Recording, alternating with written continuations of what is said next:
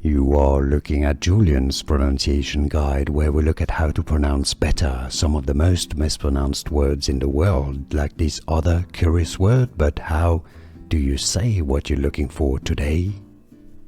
How do you pronounce the name of this skin condition?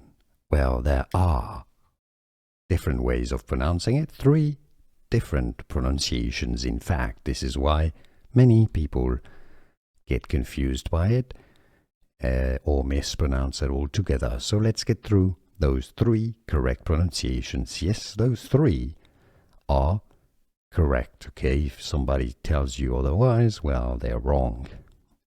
Those 3 ways are equally correct.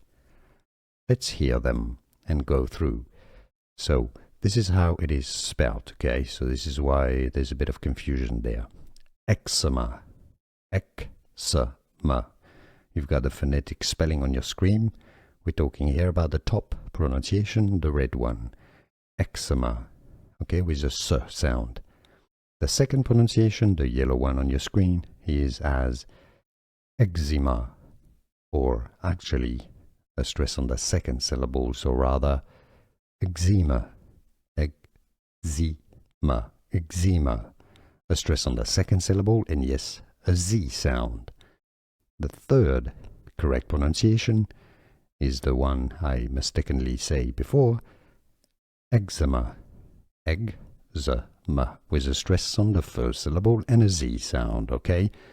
So I know it's all a bit confusing. You can pick whichever you like best and just stick to this one. That's what I recommend.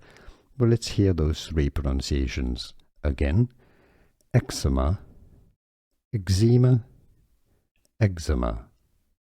Did you get it? Let me know in the comments. Here are more videos on how to pronounce more confusing words and names too many mispronounced. Like this video if you found it useful. I appreciate your support. I'll see you soon and thanks for watching.